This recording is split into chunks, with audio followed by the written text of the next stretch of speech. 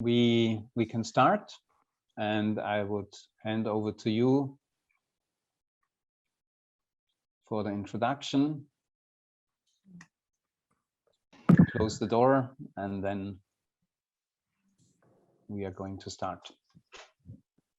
Great, thank you, Veronika.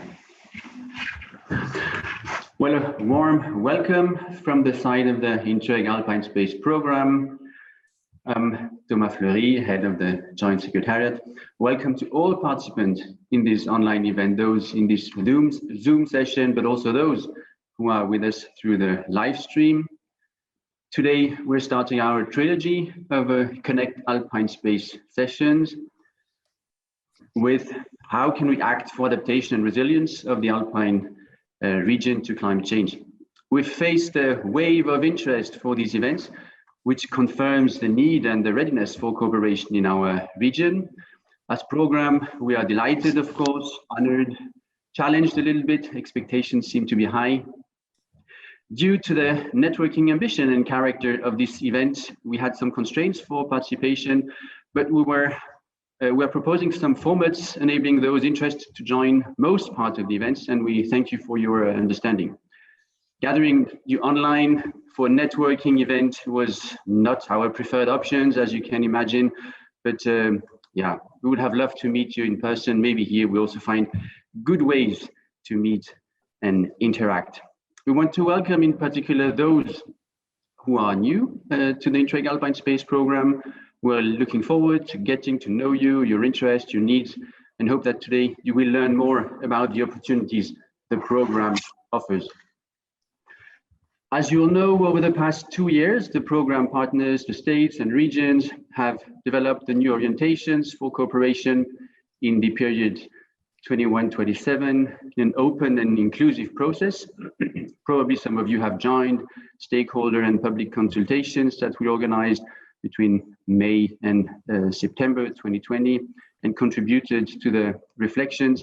Let me shortly flavor it a bit to you, the program, and give you a state of affairs, a quick one. So the program will definitely be a greener one.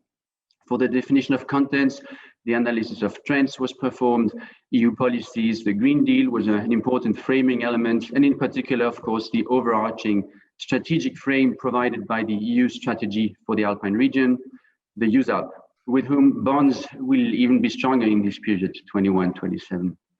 Thematically, it's not a mere continuity compared to 2014-2020. Climate change adaptation and resilience in the key affected sectors of the Alpine economy, risk prevention, enhancing biodiversity, also green infrastructure are key topics, energy efficiency and transition to a circular economy, as well as research innovation, social innovation, and digitization. We also want to go new ways as concerns the approaches in this program. So we will enable a classic cooperation project as we did so far, with a duration of 3 years, but we'll also offer new possibilities for smaller, shorter projects for specific challenges, and this will represent a new entry door for some new stakeholders, smaller stakeholders. Last, the overall ERDF envelope is not known yet, but all partner states are committed to have a well set up program and strive to have comparable means as for the current period, 2014-2020. All in all, we hope that you will find the program an inspiring menu of options for future cooperations to make our beautiful region an even better place to work and live. Let me quickly recall the aims of this trilogy, this events trilogy, Connect Alpine Space. They are leaning on the thematic priorities of the program and focus some specific new challenges. So on top of the event today, we'll have on the 10th of May an event on circular economy and on social innovation on the 12th of May. The aims of these events are to offer a platform of exchange for stakeholders on cooperation needs, to connect with this new program, to get information on contents, and to provide expert knowledge, to network also, to meet peers, to foster exchange on ideas, with the aim to kick off new cooperations, new projects, new partnerships. Let me tell you what this event is not. It is not a technical info day. on how to apply, on procedures, which are of course essential, but this will come at a later stage, and we'll tell you more at the end of this event. So enough framing words now from our side. Let's act and interact now. I wish you fruitful exchanges, fruitful debates. Use the occasions, the tools to meet fellow partners, to identify cooperation opportunities, and make the program yours. So I will hand over now to Wolfgang Pfefferkorn from Rosenack and Partners, who will introduce you to today's program, the speakers, and guide you through our first Connect Alpine Space session. Thank you very much. Yeah, merci Thomas. Thanks Thomas for your kind introduction and also for the framing of the trilogy. And I would just give you a very short overview on the program of today. So we will, like in the other events too, we will start with a keynote speech, which will give us somehow an inspiring input to the topic of the day. So this keynote will then be followed by a panel discussion. The keynote will be short, just 10 minutes. Then we have invited panelists to discuss and interact about the keynote and also the topic of today. After the panel discussion, we will have a question and answer session where the panel would like to interact with you on the topic of today. And after that, we will have a short 10 minutes break. Then we would like to allow you and encourage you to go into breakout rooms where you can discuss certain subtopics under the roof of today's overall theme. And we will take about 40 to 50 minutes time. You see it on the left. And at 12:15, we will come to an end. And after that, there will be somehow an open network opportunity under WonderMe. It's an online tool. And there you can stay as long as you like. So this is, let's say, the menu of today, quite dense in 2 hours. We know that many of us had many online workshops, conferences, etc. in the last weeks and months. So our experience was that it's good to keep it short and concise. And this is what we want to intend with today's meeting and also with the other formats. Thomas already introduced the topic of the day. So we are talking about resilience. We are talking about climate change adaptation. The key question of this session is, how can we act for the adaptation and resilience of the climate region to climate change? And with this, we would like to start with the keynote. And I would like to introduce to you Ariadna Anisimov. She's a researcher at the French think tank and policy research institute, IDDRI. She deals with climate change, especially has her focus on adaptation, on vulnerability questions, and also governance issues. And I'm happy to have you here, Ariadna, and would like to give you the floor. Thank you very much. Thank you, Wolfgang. Thank you also, Thomas. It's a pleasure to be here today. The Alpine Space program and the launch of the new program framework. As the new program framework has put forward, climate change, adaptation, and disaster risk resilience as one of its objectives moving forward. Well, there really is no time to waste. I have 10 minutes, so let me jump right in. Why is it critical to act now on these issues? Well, we know that climate change is occurring. We have the scientific evidence. It is also tangible. We are experiencing these impacts with increased frequency and magnitude of extreme events, such as the wildfires in California and Australia, as well as tropical storms in the Caribbean, see rising temperatures with cascading risks on seasonal changes, including cascading risks on snow and rain combined induced flooding. The problem is that even if we take on ambitious mitigation, that is addressing the drivers of climate change and reduce our carbon emissions, thereby keeping in line with the 1.5-degree target, we are already experiencing impacts. And despite this, we continue to face barriers to drive effective change forward. So what are the challenges for adaptation and resilience building in terms of planning and action, and how can we overcome them? I'd like to focus on 5 major themes today, mostly on governance of adaptation and resilience. The first theme is about moving from the short term to the long term. That is planning now and preparing for future adaptation options and resilience building. How to do that? First, it is helpful to identify the drivers of exposure and vulnerability in a local context. That is looking at the combination of social, economic, ecological system dynamics, as well as risk policies in place, for example, land use planning. This is what we like to call the story of risk, how we got here today. Then we have menu of risk and vulnerability reduction options to choose from. So when we move from the past to the present, it is about identifying those gaps and hotspots, and then prioritizing activities now and planning for the future. That means anticipating risks and preparing for potential alternative measures. For example, in coastal areas, we look at moving from protective engineering structures as flood prevention measures to potentially the need for relocation of highly exposed communities and assets. So flexibility is a key feature of this ability to sequence actions as a part of what we call adaptation and resilience pathways, where adaptive capacity enables this ability to incorporate new knowledge and information as we plan from these different timescales of adaptation and resilience. The second theme is the importance of multi-stakeholder dialogue and engagement. It is the who is who and what are they doing. It's about coordination and opening potential financial flows.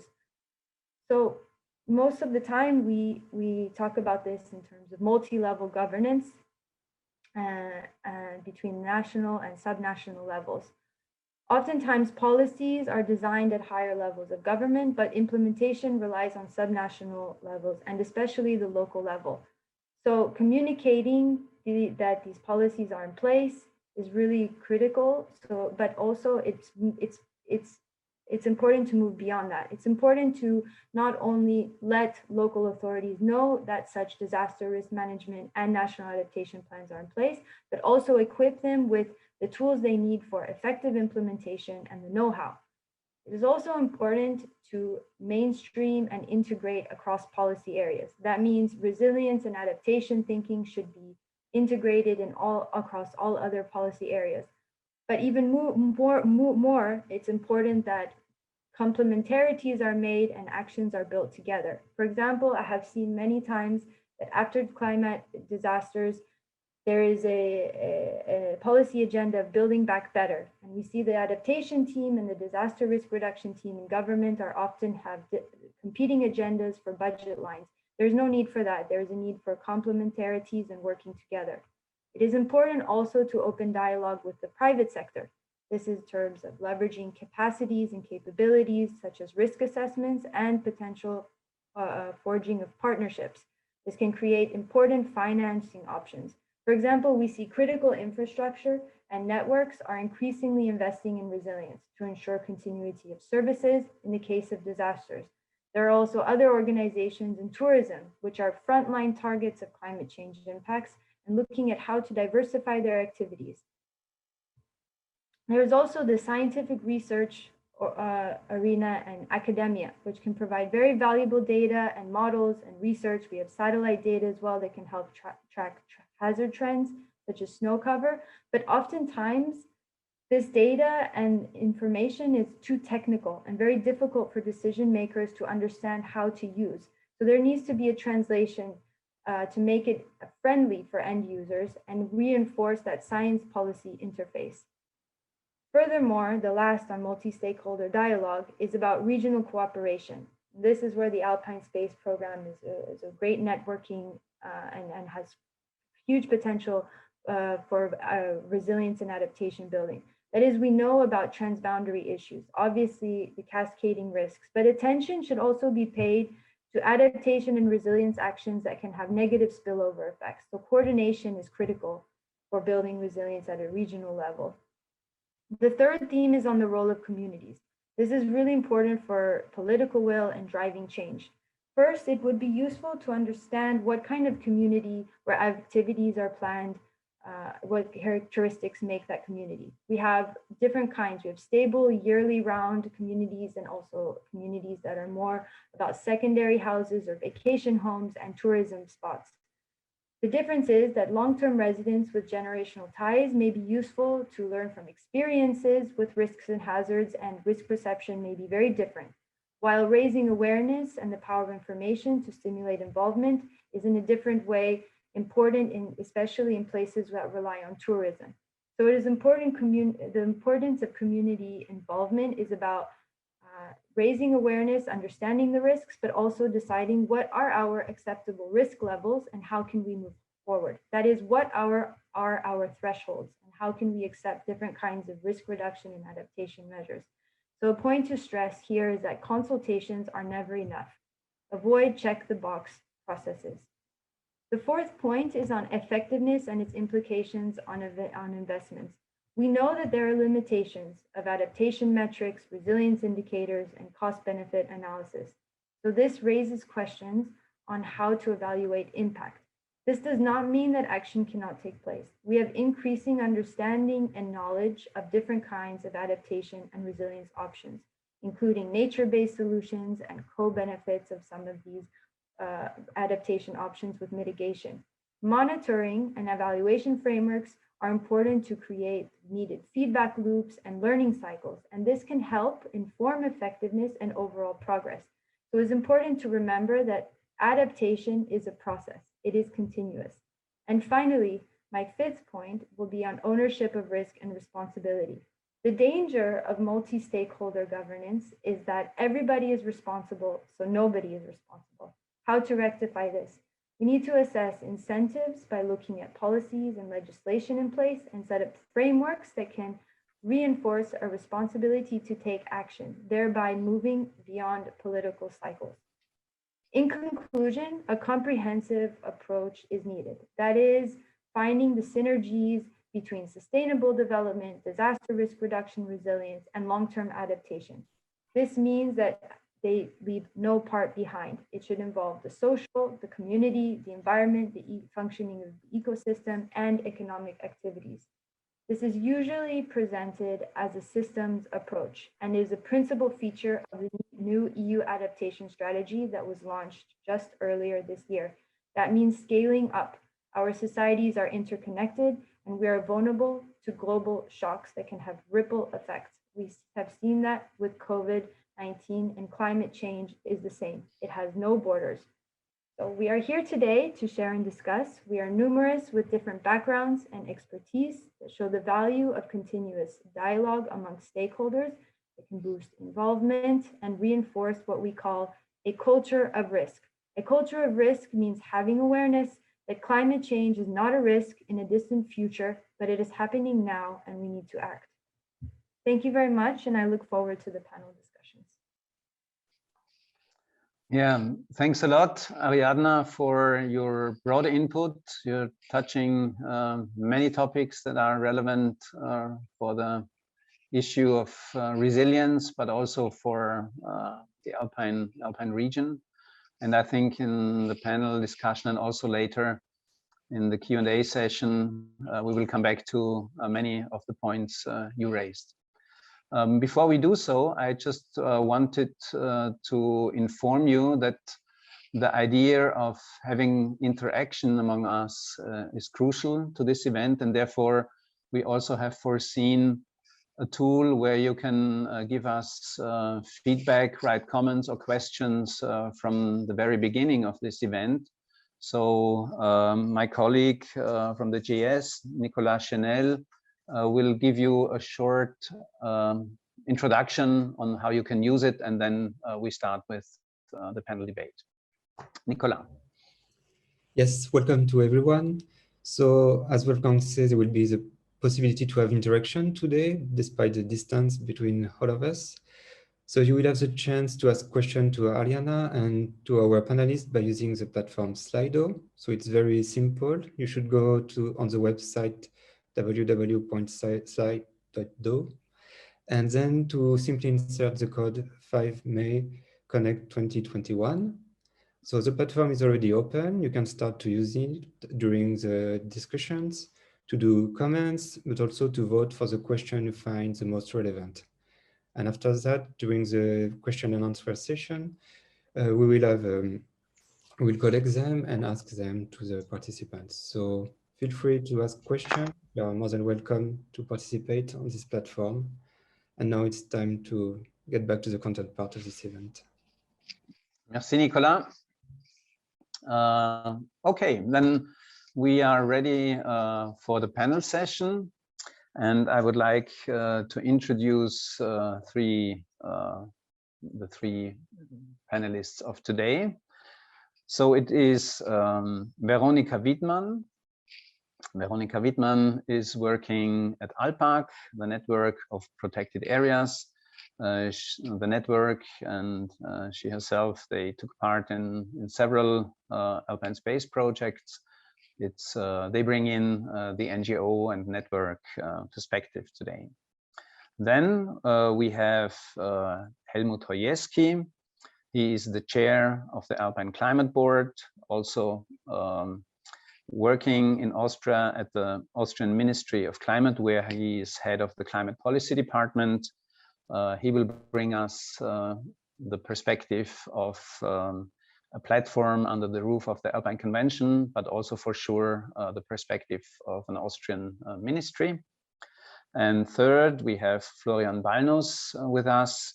He is the national coordinator of the Alpine Space program in Germany, and he will let us know more about the content of the program related to the key topic, the key themes of today. So we will do it in a way, we will not be too formal. So I think we should have an interesting conversation among us, also to keep the participants well entertained. And I would, as Nicolas has already said, I would like to encourage all of those, all of you who are listening and participating in contributing by using the Slido. So in our first round, I would like to ask you the key question of today. So the key question is about action, it's about adaptation, and it's about resilience. Ariadna told us that we have to establish something like a risk awareness, and the question, how do we want to cope with this risk as a society, and what does that mean for our certain activities? So from the perspective of an NGO, Veronika, maybe you can start. What do you think is most relevant when you hear this key question or this key message for the thematic session of today? What does it mean for a network on biodiversity? Yes, thank you very much. Thank you very much, Wolfgang. Well, so as we all know, the Alpine space is particularly affected by climate change, as it is warming about twice as much as the lowlands.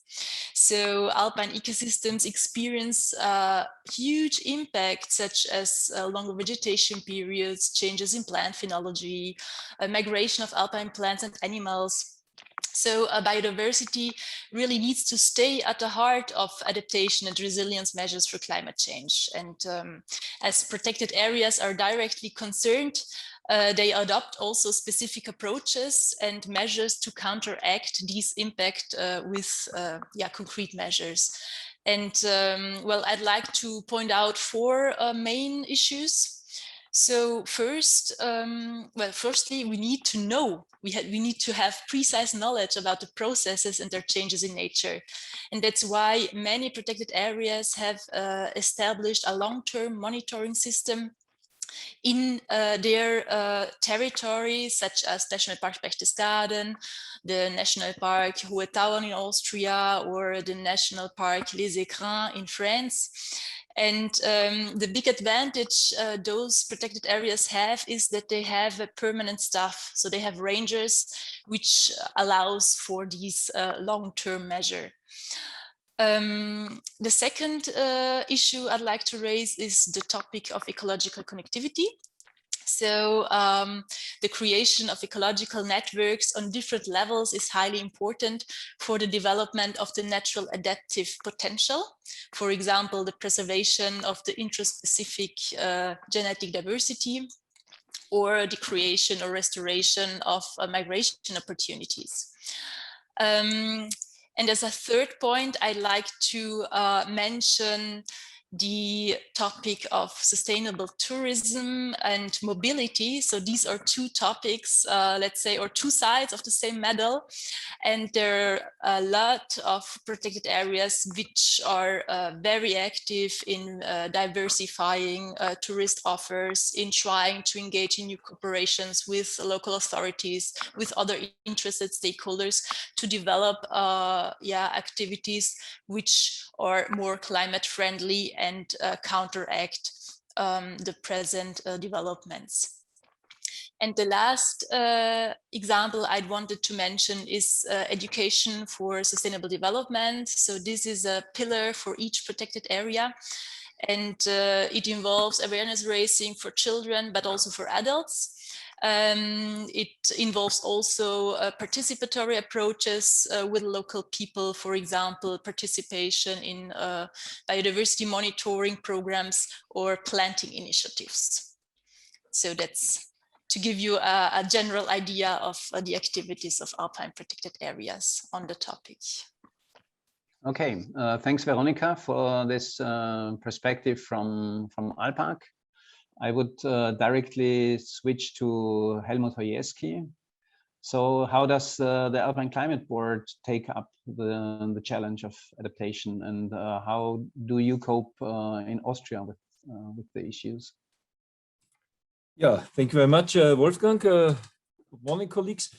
Well, I would like to start with confirming what Veronika has said about the impacts of climate change. The climate crisis is around us.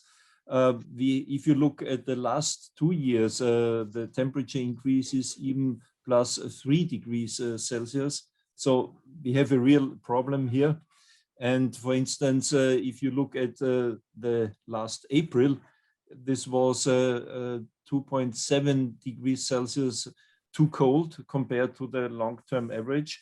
But this is also a sign of climate change. It's an extreme situation in the negative way, because together with these low temperatures, we had 50% less precipitation, so less rain, so a very dry month together with a very cold April. So yeah, the impacts go in different directions, but extremes will be much more frequent than before. So these are recent examples. What does or did the Alpine Climate Board so far? I am sure some of you are familiar with the decisions of the last Alpine conference in December last year. Unfortunately, due to the COVID situation, also in a virtual format, we could not meet in Nice in France, sadly. Our ministers adopted the Climate Action Plan 2.0, where we in fact implemented or tried to set the stage for implementing the Alpine Climate Target System 2050, which has been adopted 1.5 years before in Innsbruck in April 2019. So we look at, we move from targets to specific action on mitigation and adaptation in all important sectors like ecosystems, like transport, like energy, mountain agriculture, and so on. It's equally important to tackle mitigation and adaptation at the same time. They are, of course, different tracks, but we need to adapt, because even if we do all the possible measures, we will have more impacts of climate change in the future, and we have to adapt, especially in tourism, for instance. more landslides, permafrost is melting, and trekking routes are endangered. So there's a lot of examples which we all tackle in our climate action plan. What we are currently doing, we created partnerships for these 10 sectors where we bring together people who really do the implementation steps. These are experts, these are representatives from different organizations, these are party representatives and many others. So we try to have such a community in place who is driving the real implementation of specific steps, and the steps are included, the pathways and the steps are included in an annex to the Climate Action Plan 2.0. There are 30 pathways across the 10 sectors with all the details and detailed steps. So this is where we are. You can find more information on www.alpineclimate2050.org. It's our webpage, which has been launched in August last year. And there's all the information available in a quite catchy way. And finally, the brochure is now in print, where you find the climate action plan in the 4 Alpine languages as well as in English. It's also on the webpage. The second issue, Wolfgang, you mentioned what we do in Austria. We are currently finalizing our second progress report to our adaptation strategy. The adaptation strategy dates back, the first version to 2012. The second version, or an update, was adopted in 2017, and we are now looking how far the implementation has been. We try to use criteria, quantitative criteria as far as possible, but mostly qualitative criteria, just to get a picture where we are with our adaptation steps. And this is ready quite soon. It's just now in a commenting phase until end of next week. And then we hope that our Council of Ministers adopts this progress report before summer. And this will be the basis for our next update of the Austrian National Adaptation Strategy by end of next year. So here we are, and I can, of course, share more information on this as well. Unfortunately, only in German so far, but the strategy of 2017 is also available in English on the webpage of our Climate Action Ministry. So that's for the as an entrance. Thank you very much. Thanks a lot, Helmut, for following both tracks, the Alpine-wide one and also the national perspectives from Austria. And I would hand over to our third panelist, Florian Ballnus. So we are curious for sure, how does the Alpine Space Program react on the challenge of adaptation, and what can we expect? And all those who are participating today, what can they expect from the new program in that direction? Yes, thank you, Wolfgang, and good morning, everybody. Good to see you, even though, of course, we cannot see in person, and while we hope that soon we will be able to have personal meetings again. Yeah, the Alpine Space Program, of course, we understood the messages, and we are all aware of the situation which Ariadna in her key presentation spoke about, that we have to react and adapt. And actually in the Alpine Space Program, if you follow the history, we did this quite for a long time already. We are now entering in the 4th period of the Alpine Space Program. And we started, let's say, in the first program, for you who remember the 3B period, with the first strategic projects on climate change. But over the years, I would say the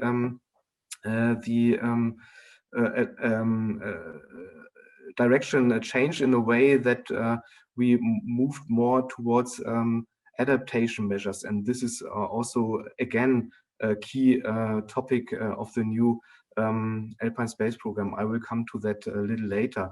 First of all, if you ask me how shall we react on this from viewpoint of the program, we maybe should go to the core of the program, which is transnational cooperation. I mean, when we are talking about climate resilience, and also what we heard from Ariadna, it is a matter of making a system more resilient, of course, to the effects of climate change. And this means to have a more robust system, and also the capacity to learn.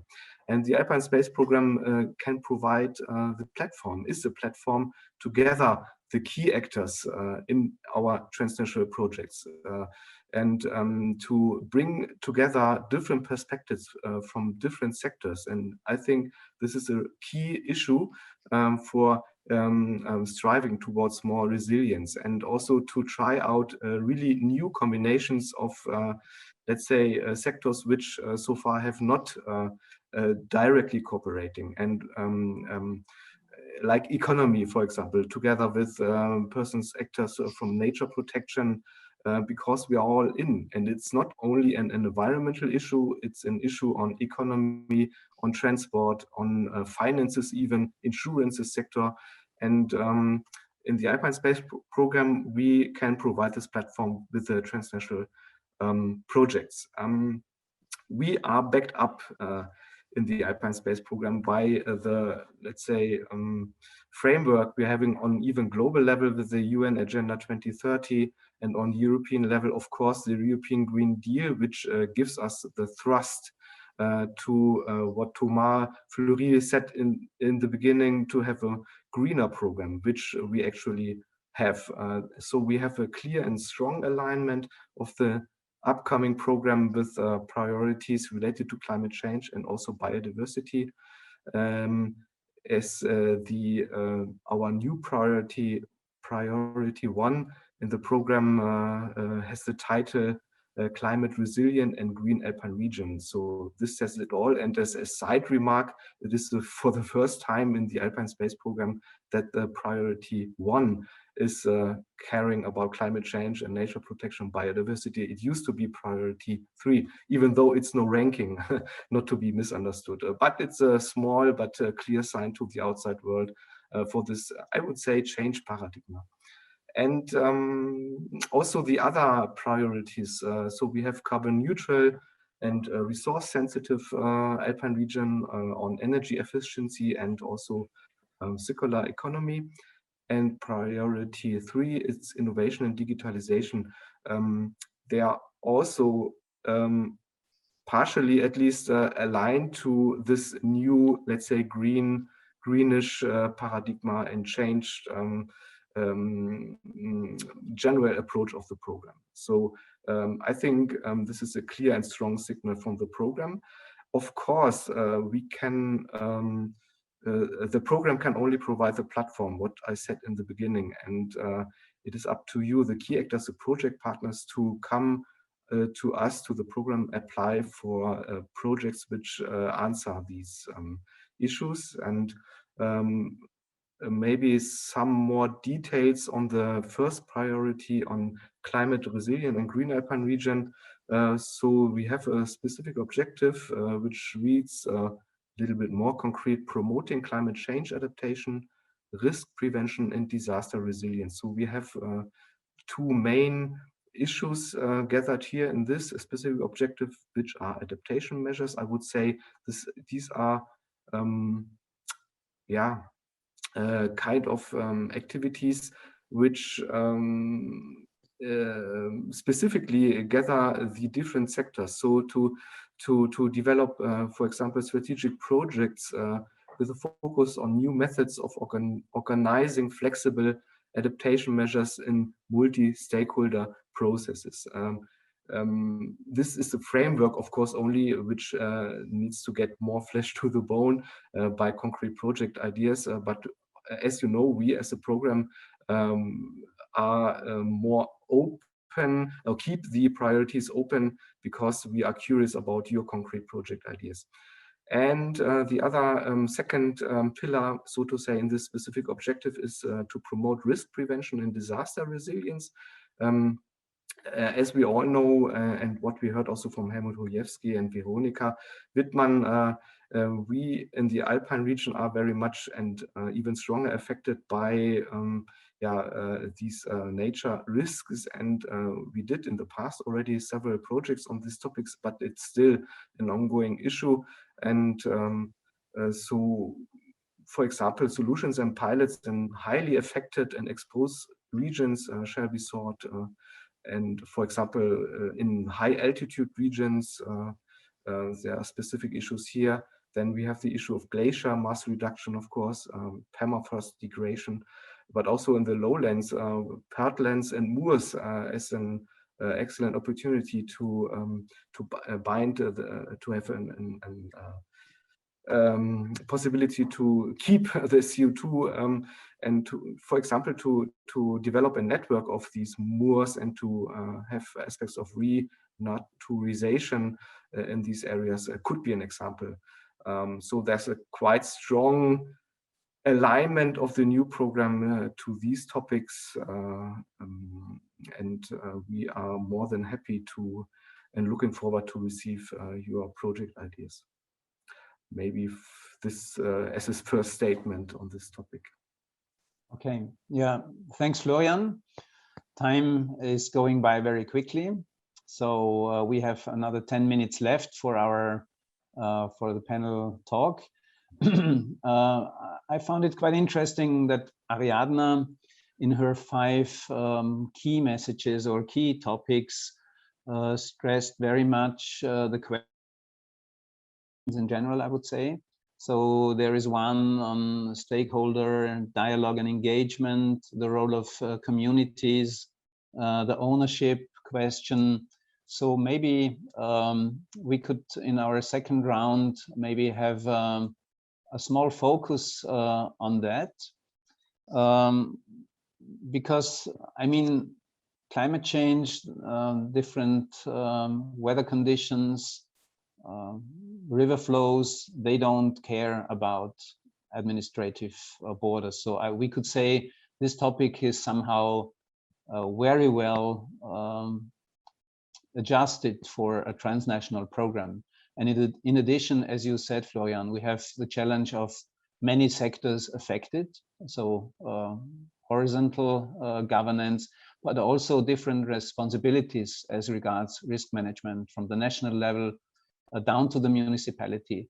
And when our key question of today is how we can act, I would like to address the question to you where you think, let's say, the co-development and the co-creation approach with stakeholders at different levels from different sectors have to be, how can we encourage that? How can we come a step further?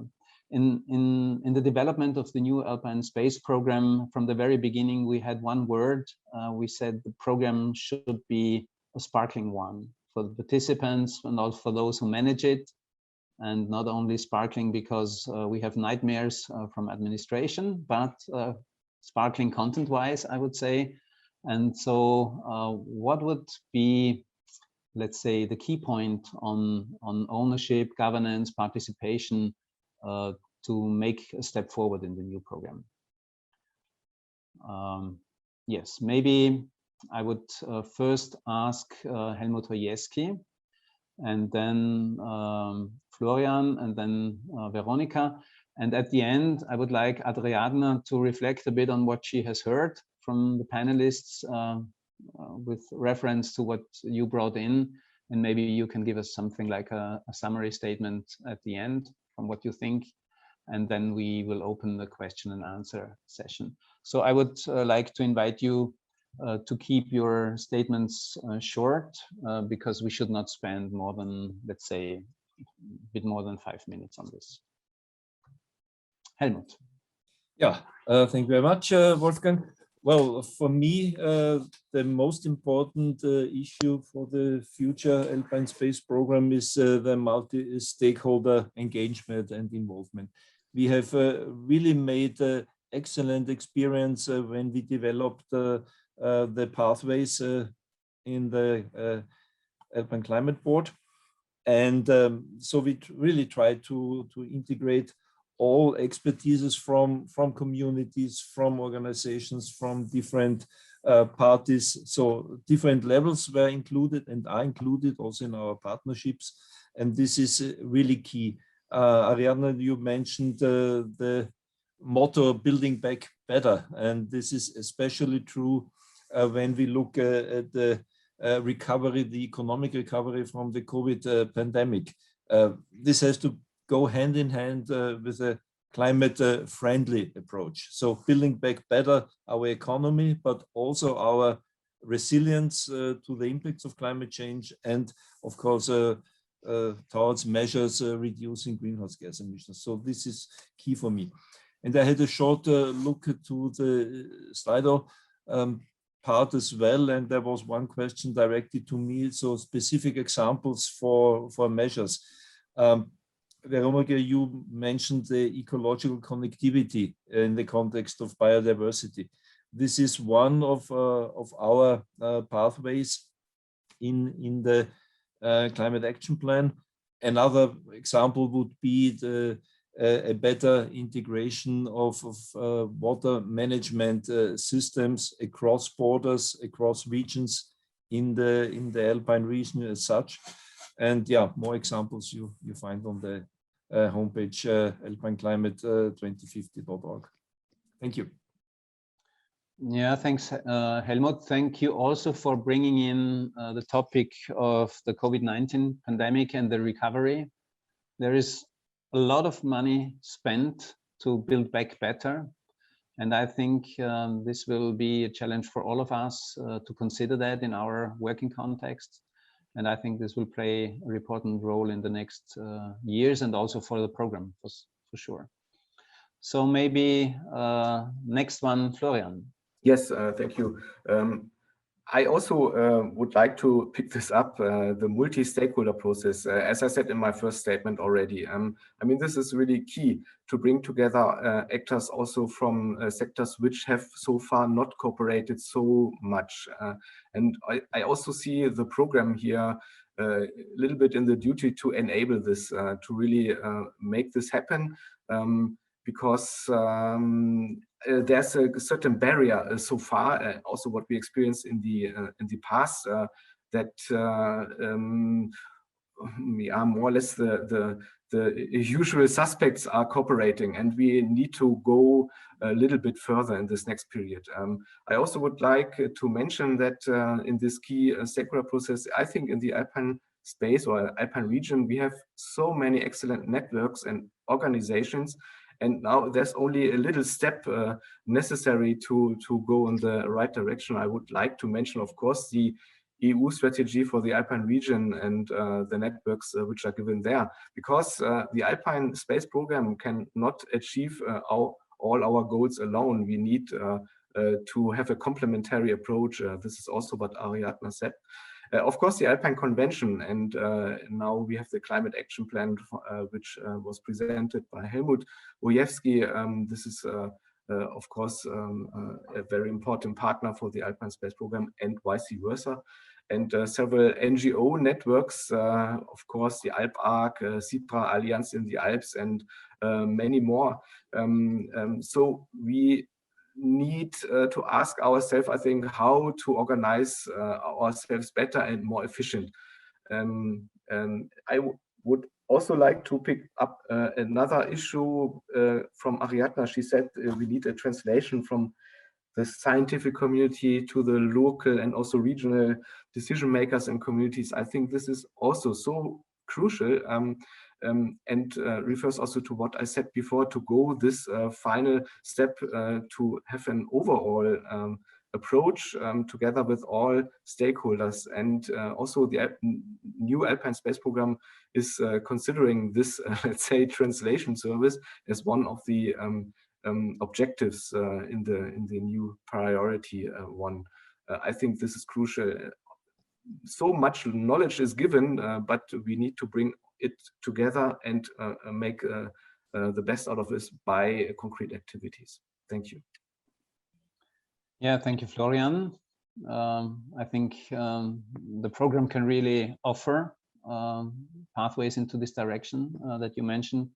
And those who are directly working on the ground with stakeholders, maybe they know how to do that. And maybe, Veronika, you can tell us a little bit more about your experiences, how to organize and make it work.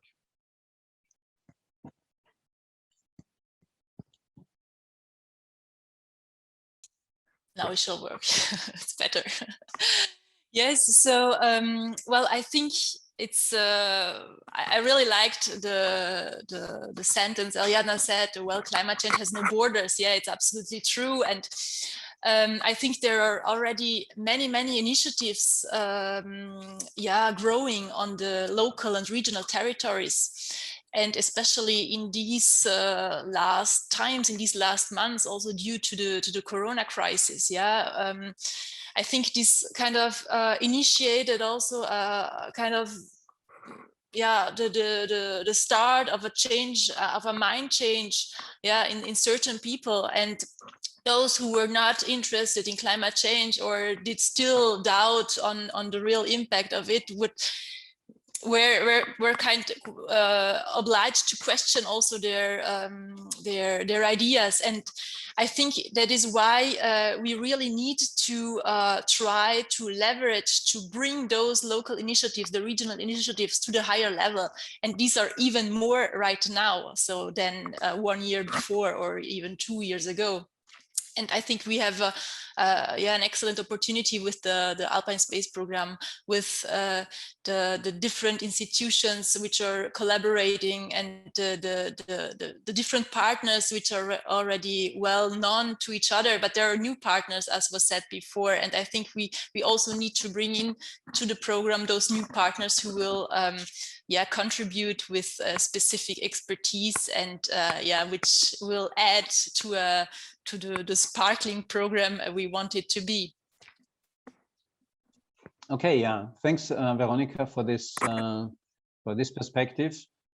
And I would like now Ariadna to reflect a bit on what she has heard from the panelists and how you feel your key messages have been heard, or your topics have been heard or taken up from those who are here in the panel. Thank you very much, and it's been very interesting to hear the panelists talk. I think that the key point that we have brought forward today, that I've heard from the panelists as well, is this idea of co-building resilience and the pathways for that. So it's the multi-stakeholder engagement process is a critical component of ensuring that everyone is on board. One of the important features of that, such as what the Alpine Space program can provide, is having that space to share information and exchange, but also openness. That means having some level of trust. A lot of times there might be some sectors that are less inclined to share their risk exposure. The disclosure of climate change risk exposure can have some negative potential consequences on business operations and so forth. So it's really important to have that trust building exercise where partnerships can be made for effective adaptation and resilience building moving forward. So the co-designing is a really good way and mechanism for doing that, to ensure all that expertise and information and knowledge is capitalized on, but also it's about the financing and investments. So it can really mobilize more financing options. We see insurance and reinsurance are very much interested in getting more engaged. I don't know if we have any representatives from there here today, but that would be important also to involve in the Alpine Space Network as well. And the other point is about seeing climate change risk and the resilience pathways forward as not only just a burden, maybe something that we have to address, but opportunities for change, for transformation, for innovation, and that is relying on the participation of all the community and all other components of the system. Thanks. Okay, Ariadna, thanks a lot also for your reflection on the panel debate so far. I would now like to open, with some minutes of delay, to open the question and answer session, and I would hand over to Nicolas Nicolas, what have you experienced in the Slido chat so far? Which are key comments or questions that you would like to bring into the discussion? There were a lot of questions, so thanks a lot for all your contributions. And we'll maybe start with a question to Helmut about the climate action plan. If he could provide us with some concrete example of measures foreseen in this new climate action plan. So just to illustrate a bit and to give concrete examples. Yeah, thank you very much, Nicola. Well, partly I answered this already in my second remark. Just to be clear, we look in the climate action plan on mitigation and adaptation on both sides, because we want to achieve a climate neutral Alps 2050, but also climate resilient Alps 2050. Yeah, the same goals the EU has also adopted a bit later, but they followed the Alpine Convention. Yeah, as I said, ecological connectivity in the sector of ecosystems and biodiversity is key. On the water sector, some streamlining water management plans. On the mitigation side, for instance, on the transport, in the transport sector, to have a more environmentally friendly freight transport system in the Alps, especially the transit problem is for all the Alpine countries a difficult problem. Yeah, and there's a lot of other examples. And for all these pathways, we have defined specific steps. In the first round, with a time horizon of 5 to 10 years, so that the ministers at the next Alpine conference have something to decide upon, where we can also showcase that first steps have been successfully implemented. So that's key. We don't look to 2050 until 2050. Now we focus on the first 5 to 10 years to get the ball rolling. Thank you. Mm-hmm. Then there was, let's say, one of the burning questions in the Slido. It was when it comes to the climate change, we are talking about monitoring, managing it, or assessing the situation. And there was a question of evaluating the impact of our action. And do you think it's this thing is already done? It's done efficiently, or is it done in a sufficient way, or is there some room for improvement? So maybe this question could be answered by Ariadna, just to have her opinion about this topic. It's a very good question, and it's always one of those tricky ones. Yes, this is one of the, let's say, limitations to adaptation action is understanding how to evaluate impact. There's also uncertainties that we're dealing with. So sometimes we're asked, what world are we adapting to? Is it the 2-degree world? Is it the 2-degree that will become 4 degrees? They're very different scenarios as well. So impact is one of those tricky, contentious topics. That's why we still don't have adaptation metrics. That's very difficult to have indicators. As I pointed out, I think one of the ways to address it in a way that we're not stuck by not moving forward is having some monitoring and evaluation frameworks in place. We have the cycles, we can evaluate progress over time, we can understand and we can learn, and as we act and we implement adaptation measures, we learn from them, we understand their effectiveness over time, and that's where flexibility is also key to understand that adaptation is a process. We need to change, we need to understand how the hazards are changing, the risk and exposure as well. So resilience is a continuous building process, and impact has to be also a continuous measurement to evaluate. That's all I can say. It's a complex topic. Maybe I can add or ask also Helmut. From what I know, I think it's quite difficult to break down adaptation strategies from the transnational level to the national and then even down to the regional level. And I think in many alpine areas, adaptation and resilience strategies, I say at the regional level, are still missing. And so we do not really have, and what I experienced also is that the awareness of mayors and local policymakers is still, I would say, there is still some room for improvement. And even they often cannot make the difference between adaptation and mitigation. So I think the topic of adaptation and to bring it down to the regions and to check what do we really need to know what happens in the sense of monitoring, I think there is still a very long way to go. But I don't know how, maybe Helmut, you and also Florian, you could say one or two sentences about that with your background, and then we could switch to the next question. Yeah, thanks, Wolfgang. I can only echo what you said about the difficulties on adaptation and to bringing it down to the local level. We in Austria have the so-called CLAR program. So the adaptation regions, we try to support, the Climate and Energy Fund tries to support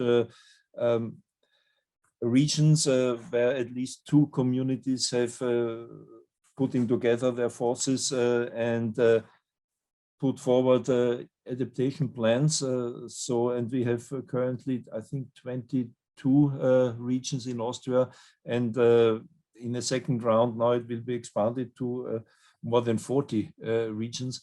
So we try to bring really the awareness down to the mayors on the regional and local level. But it's a difficult issue, and if you ask me how we can assess the impact of the adaptation measures, this is really difficult. On mitigation, it's much easier. You can assess a measure if the effects in terms of CO2 or other greenhouse gas reduction is more or less easily to be monitored. On adaptation, we don't have such a key figure to compare with. So it's, as I said, it's more a qualitative analysis rather than a quantitative one. Thanks. Thanks, Helmut. Florian?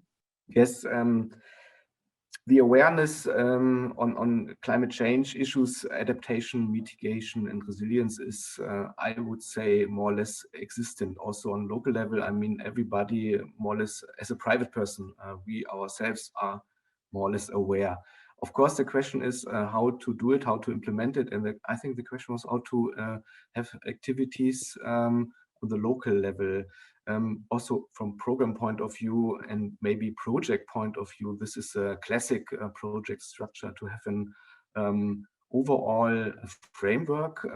You can even go to the EU level with the EU Green Deal, then to the program as a framework. Of course, you also have in many cases national frameworks, but then on project level, we have a transnational objective within this project, and usually we also have pilot activities, and this is an excellent opportunity to go to the local level. And I also would say it is a must to go to the local level and to implement respective activities on the ground based on the needs, tailor-made on the specific community, municipality, and so usually there is an involvement of the local community, so of the people living there, the mayor at least, and to then have this embedding or embedment to the transnational project, back again to the Alpine Space Program, to the national and European frameworks.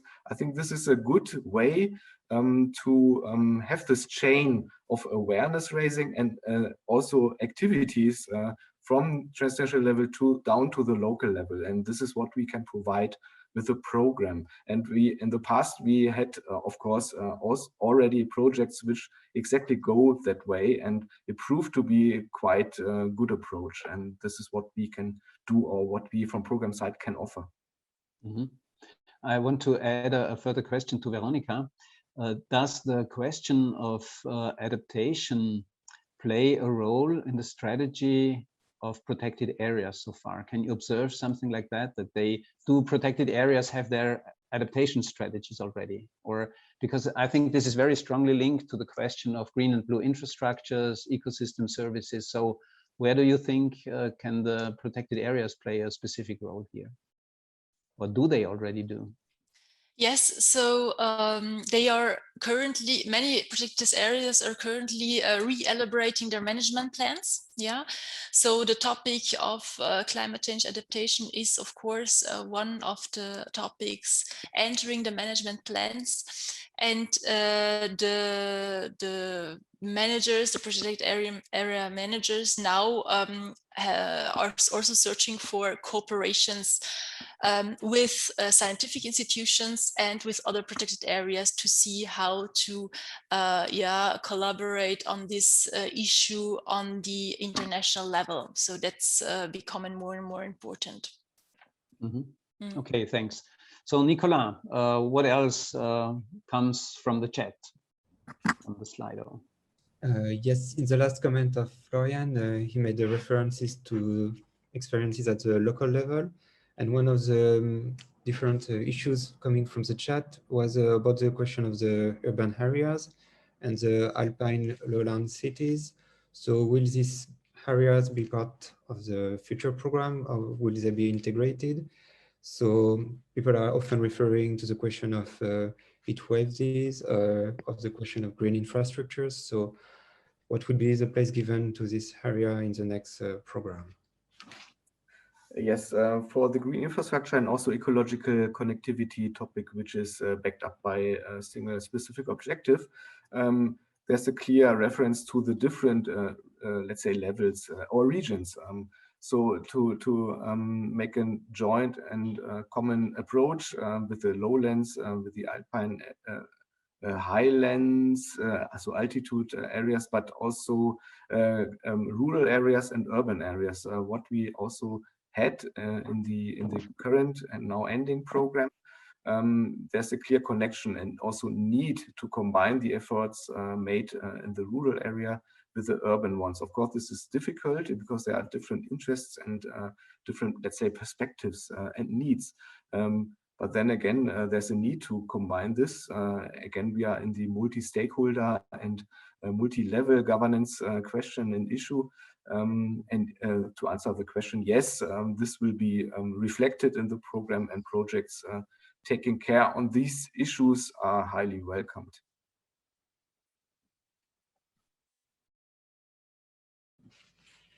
Then there was one question for Ariadna. Could you please share a positive example where the adaptation process has been well established on a political level so far?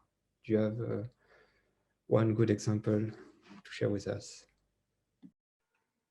Okay, that's a good question. On a political level, I could take, I wasn't ready for such a question. It's a good one.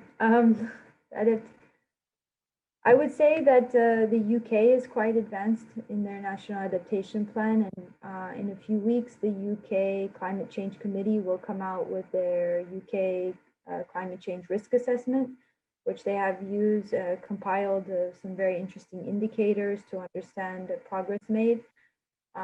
There is a lot of participatory processes involving local communities, such as establishing boards at the local level that work on adaptation and mitigation measures. Of course, measuring success, as we come back to again, is very difficult, but I think it's a good template. I think there's that there are very innovative and interesting processes and initiatives going on. So I would also look out for this launch of the UK climate change risk assessment coming with the progress report. Mm-hmm. Thanks, Ariadna. Nicolas, what else is raised on Slido? There was one question about how to ensure the comparability or the comparison about regional activities. So are you familiar with some more database, a baseline where we can share data to compare quality about project run? Do you know if there are something available so far in the region, or do you have concrete examples where such elements are compiled, or there is a pool of good experiences? If one of the speakers is familiar, it's open question. So about the question is about collection of regional examples, the question of comparability, data. Maybe Florian or Helmut, do you have an idea on this point?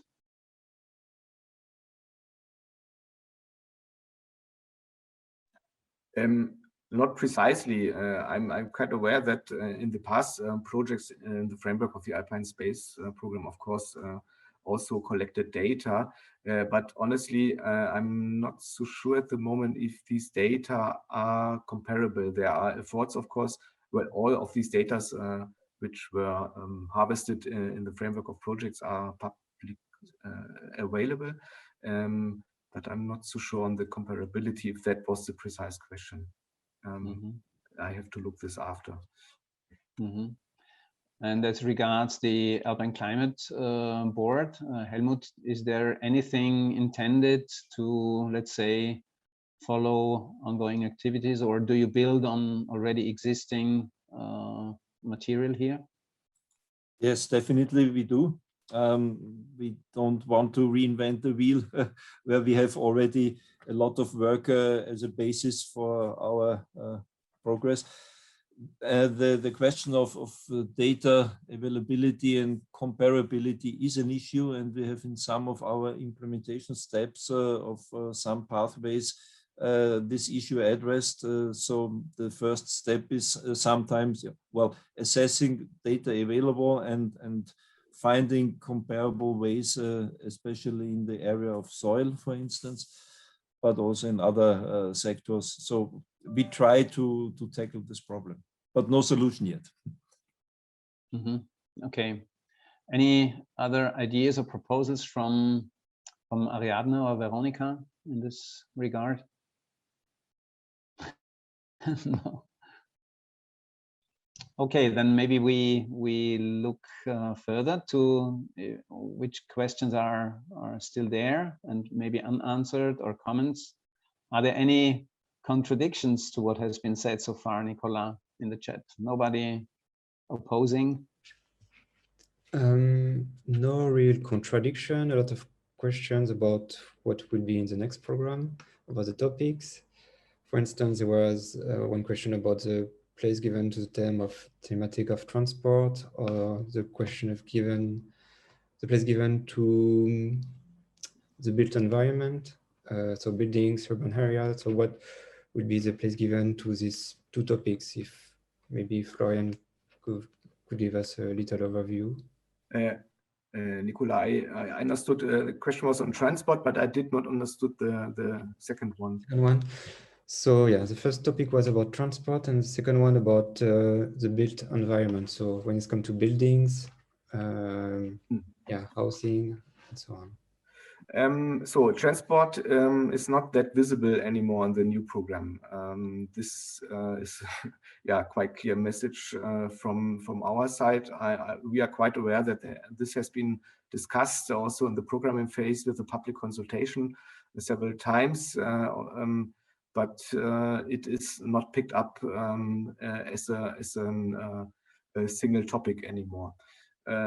Transport issues might be touched also in the relation of climate change, as we discussed earlier, because there are impacts, of course, on these topics, and maybe also could think of digitalization innovation.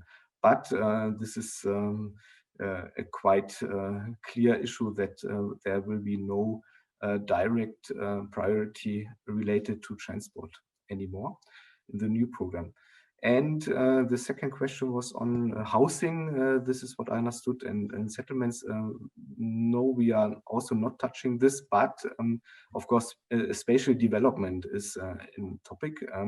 And also here we have high interrelations with the climate change issue on risk planning, risk management for settlements and the like, so human settlements. And here we have cross-sectoral links, of course, and so this can be then taken up and shall be taken up as an issue as well. But again, more as an integrative issue and not specifically on housing or construction. Mm-hmm. Thanks for giving a very clear answer on that, Florian. So as a keeper of time, I'm aware that we are reaching 11:15 and even a bit more. So if you from the panel and also Ariadna would like to make a final comment or a final message that you would like to share with us, then please take the opportunity right now, because then we will have the coffee break. After the coffee break, 10 minutes, we will have a very short wrap up and then go to the different breakout groups. So last chance to messages or questions to the audience. Maybe a final message from my side. Thank you very much for all your questions and your interest. And I hope that you will also be willing to participate in our partnerships. And this leads me to two questions directed to myself in the Slido. With ISALP, we have a close cooperation because many of the working group members or chairs are in our communities. So they are integrated and there's a very dense flux of information in both directions. And yeah, we don't want to create additional administrative burden. We want to integrate mayors, communities as far as possible, but not by giving them more tasks, but rather to get information and help them, on the other hand, to implement adaptation measures. So that's our purpose. We don't want to burden them more than they are burdened, but we can't secure any reduction of administrative burden that's not in our hands. So thank you very much. Thank you, Helmut. Does anyone else want to make a comment? Yes, Florian. Not a comment, but I saw a question from Wolfgang Lexer in the chat, which I would like to answer. A quite straightforward question: will climate change adaptation and disaster risk reduction be a dedicated theme in the new program? Yes, they are all reflected in our priority 1 on climate change. So yes, and I use the occasion to thank the panelists, colleagues, and for this discussion. And we are really happy to start and launch the new Alpine Space program very soon. Everybody's waiting for it. Veronika, Ariadna, do you want to say something before we close? Maybe I would just give a word of inspiration as the breakout sessions will start, that I think this is a good opportunity to think outside of the box. In many cases, we've had path dependencies where we've fallen short of our risk reduction measures and find ourselves more exposed, more vulnerable, and climate change is happening. So if we can think outside of the box, new ideas, new innovative approaches, and more transformation, I think that would be great. And this is a platform to do that. So look forward to hearing more. Thanks for encouraging us, Ariadna. The same back to you in your working content. I hope this will help also you in your work. Veronika, any final word from your side? Yes, I just wanted to thank everybody for this very interesting and sparkling discussion. And I'm really looking forward that this topic, which entered also the Alpine Space program, will bring us to new cooperations, finding new partners, and bring up new ways of dealing with the topic and new good results. Thank you so much. Well then, thanks to all of you. We will have the opportunity to do exactly what you said, Veronika, in the breakout groups. So before we are going to the breakout groups, we will have a short break. It's on my mobile phone, it's 11:21. So we will meet at 11:30 here again. So don't leave the room, because you are already, Elisabeth, my colleague, already has put you to different breakout groups that will start. But before we go into the groups, we will have a short wrap up after the break. So please be back at 11:30. Thanks. Bye-bye. Bye-bye.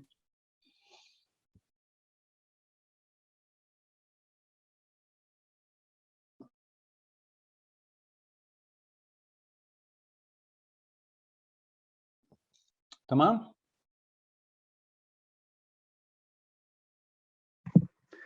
Yeah.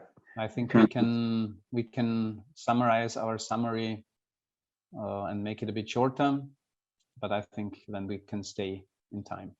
Fine for you? You can have a quick talk if you want. I can ring you if you wish. Mm-hmm. Okay. See you in a second. Mm-hmm. Okay.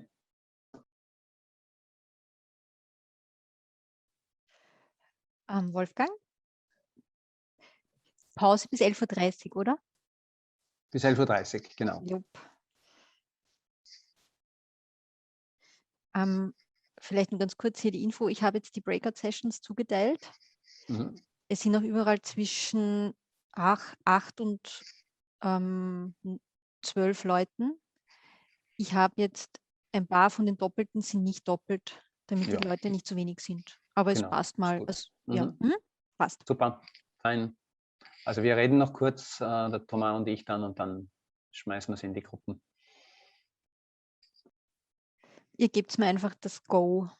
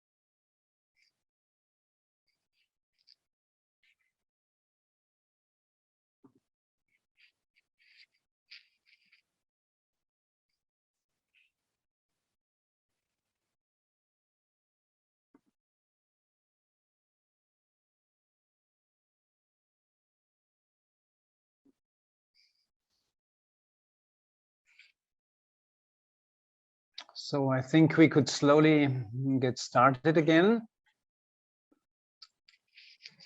Maybe Luca, you can, yes, take off the PowerPoint slide. Many people are back from the break. So we will now have a very short wrap-up moment before we go to the breakout groups. I think we have heard quite interesting insights and proposals from the keynote speaker and the panelists. I think the challenge is quite clear. Climate crisis is something we have to cope with. Our societies have to cope with. There is nothing we can wait for. And the program has a high responsibility, let's say, in contributing to this societal challenge. For sure, the Alpine Space program is not alone with this. We are, compared to other European initiatives like the Resilience Fund and also Horizon 2020 and other initiatives, we are focusing on the Alpine region, and I think still have a lot to do and take the opportunity of the new program to make adaptation and resilience projects happen and bringing the Alpine regions a step further. I have put in the chat a small link to all those of you who are interested in what happens at the European level, also with regard to climate change adaptation and the question of stakeholder engagement. There will be a conference in June on climate change adaptation, the ECA, and for those who are interested, especially in stakeholder engagement, I will organize a webinar there on this topic.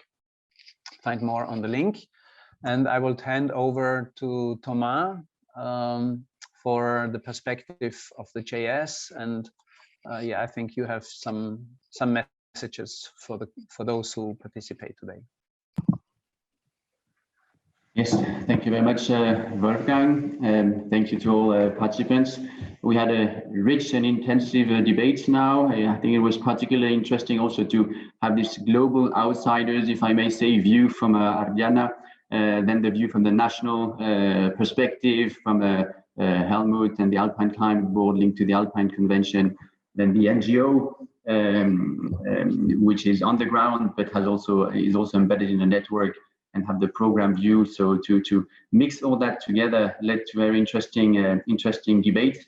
We can see that there's a big appetite actually for cooperation in the Alpine space for this on these topics, and very much looking forward to it. I mean, if I climate change is happening, we've heard that, and that's clear. Actually, it's tangible. We can see it, we can feel it, especially in our region. And Ariadna said, for instance, that coordination is absolutely key, and we need to have a system approach, a cross-sectoral approach. So here, I think the program can certainly give a very good response to that, and offer a good platform to make use also of all the knowledge that is available. That was mentioned by many times, the networks that are active in the region. So in a certain way, it's no need to fully reinvent the wheel, because there was a lot of work done by the Alpine Climate Board, for instance, with the pathways and the action plan. So some needs are here, and that's certainly a place where ideas can be found, and inspiring database, or that's a bit well, that's a very sparkling word, but an inspiring box. That's one thing. And then, yeah, all this knowledge we've heard needs to be made comprehensive. There's a lot of work done by on the scientific side of actors in the Alps, data, tools available. These should be brought down to the territories, underground, to increase capacity building, to find right solutions. But on the other side, there's also solutions that are already on the ground, as was said by Veronika, many solutions that should be leveraged. and brought up to another level. So that's what we have. But of course, the most important thing is to be creative, to go beyond that, to think out of the box. I was said more than one time. Right. So this is a bit what I think I can take with me for the program. I would like actually to provide, before we go into the sessions, the breakout session, with some information on the next steps from the program side, actually. That might be interesting for some of you. We will finalize the IP, so the program, and submit it to the Commission in the next weeks and months, if I may say, to have a quick start of the program right after summer. We are working on the procedures over the next month. I mean, we have started already quite some months ago, but we will finalize that work to have a good applicant package that will be available for you. We're making use and trying to take all available measures that will go towards simplification in the future, and we'll get back to you on that, of course, as soon as we're ready. Specific terms of reference will be developed also for the first call. So we have a first call that is foreseen to be open from the end of the year, so November most probably, and certainly with these Alpine sessions we're organizing now, we're getting some interesting inputs to frame also these contents of the terms of reference. There will be info days certainly taking place in the countries, in the Alpine countries. I hope some will be live, not all will be online, but we will see. And this should take place, I believe, between July and October this year. Right. We'll of course accompany you and accompany your project ideas in the next month with the support of our contact points. I have seen that there was a question also in the Slido as regards will there be other ways to network, to exchange after this session, to meet peers. Well, as said, the contact of the network of contact points is there, of course. There will be the info days. We've been reflecting on that issue also at program level, but there's a number of platforms that exist already that we don't want to duplicate. So we will develop certainly some tool, but only by developing a unique selling proposition for the Alpine Space program. So the resources that are in place are, and it was mentioned, strategic framework from USALP. I think the action groups have very active networks here, and that can be a source of inspiration and finding actors here that like to cooperate. And two other tools I would like to mention. There's the KEEP database that some of you know, where there's a comprehensive information on project and partners, theme by theme and region by region at EU scale. And there's also Interreg Europe that develop policy learning platforms with a help desk and thematic experts that can help you and guide you. It's also a way to find partners. So we'll be sharing this information with you with the proceeding of these events, and we're taking on board the message that there's an interest and a wish to go on with exchanging on topics and among partners, possible partners. Right. So the next opportunity actually to meet, hopefully in person this time, will be the program kickoff event that we have planned around the 21st and 22nd of November in Salzburg. I guess it will be at least a bit hybrid, but hopefully we can meet with some people also and have personal exchanges there. I think that should be possible by then. Right. So before I think going to the networking sessions, I would like to thank everybody who participated to this event to make it possible already or today, to make it interesting. Ariadna, our keynote, the panelists, and the technical support also behind the curtains that we haven't seen too much, colleagues at Rosinak and partners, and colleagues here also in the secretariat. Also a big thank you to our graphic designer that developed some of the backgrounds for this event. And certainly also a big thank you to you, Wolfgang, as a moderator, who guided us today, and Nicolas that supported you also in that task. I hope I haven't forgotten anybody. The main people I would like to thank are, of course, all the participants who actively participated with their ideas and made that the debates lively and the exchange and the panel interesting. Right, so thank you, big thank you from my side, from the program side. Now we're actually entering the networking dimension of the event. So I wish you very fruitful experience in networking there, using the tools that we have prepared for that. So first Zoom breakout session, and then the platform wonder.me.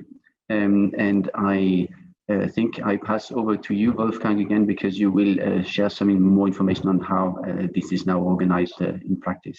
Thank you again.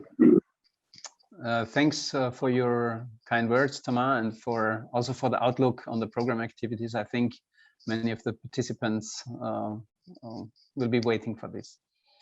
Yeah, well, now we can, Luca, you can introduce the slide.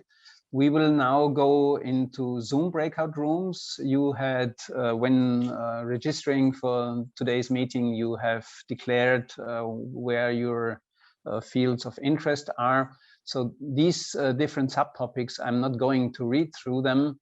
They just show the broad range that the program is dealing with under the roof of resilience and climate change adaptation. You will now be directed to these groups automatically. And in these groups, you will be asked a few questions, but maybe I'm not sure if there is another PowerPoint on that exactly. So maybe as a starting point, what is your reason to be here today? What do you think are the main challenges and how we can address them? And then you just talk to each other with those who are there. So the time of listening is over. Now starts the time of talking. I wish you a good talks, good interaction with those who are going to meet. And as Thomas already mentioned, this first part is somehow guided by contents, by fields of interest. So make use of it. And after concluding the breakout groups, we will use WonderMe. So I don't know if yeah, if I should say a few words about that, or if someone from the technical team does it, please let me know. Elisabeth, maybe you can tell me. Maybe Wolfgang just say a few words. Okay, so WonderMe is just like an informal place where you can talk to each other. If you click on the link later on, then you just move around with your mouse, and then if you come close to other participants, suddenly a joint group is somehow emerging, and you have the possibility to talk to the people that are very close. So the idea is like if you leave the conference room and there is the rooms around where the coffee machine stands normally, and where you can get some snacks. We can offer you the other participants, but no snacks, no coffee, but the people are the most interesting. So make use of it after the break, or you will be directly switched from these breakout groups when we come back, and then you have to click on the link, and then you are there. And you will see how that works by trying. It's not difficult. Use your mouse, your cursor, and then you will meet those whom you want to talk to. I think, Elisabeth, we can now start bringing the people to the breakout groups. It's your turn. I say thanks a lot to you all for being here today. And I think in a few seconds, you will find yourself with less participants, and I wish you good talks.